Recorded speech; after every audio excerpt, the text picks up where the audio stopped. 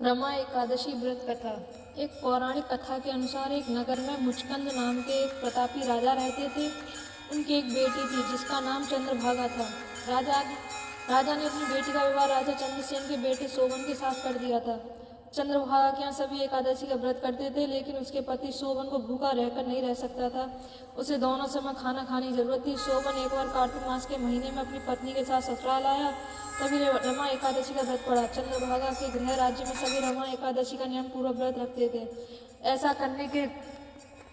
ही करने के लिए शोभन से भी कहा गया। शोभन इस बात को लेकर परेशान हो गया और बोला कि वह एक पल भी भूखा नहीं रह सकता, तो वह रमा एकादशी का व्रत कैसे करेगा। वह इसी परेशानी के साथ पत्नी के पास गया और बोला कि मुझे इसका उपाय बताओ, लेकिन चंद्रभागा ने मना कर दिया। उसने कहा कि अगर ऐसा है तो आपको राज्य के बाहर जाना पड़ेगा, क्योंकि राज्य में ऐसा कोई व्यक्ति नहीं जो इस व्रत का नियम का पालन ना करता हो।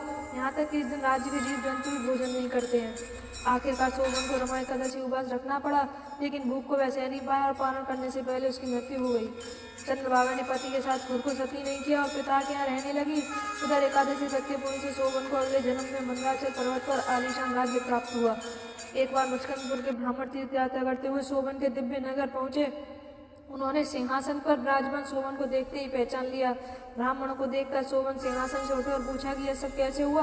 तीर्थ यात्रा से लौटकर ब्राह्मणों ने चंद्रभागा को यह बात बताई। चंद्रभागा बहुत खुश हुई और पति के पास जाने के लिए व्याकुल हो उठी। वह बाम ऋषि के आश्रम पहुंची।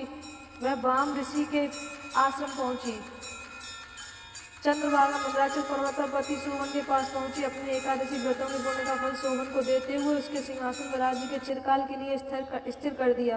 तभी से मान्यता है कि जो व्यक्ति इस व्रत को रखता है वह ब्रह्म हत्या जैसे पाप से मुक्त हो जाता है और उसकी सभी मनोकामनाएं पूर्ण होती हैं। श्री कृष्ण गोविंद हरे मुरारी, हे नाथ नारायण वासुदेव। श्री कृष्ण गोविंद हरे मुरारी, हे नाथ नारायण वासुदेव। श्री कृष्ण गोविंद हरे मुरारी, हे नाथ नारायण वासुदेव।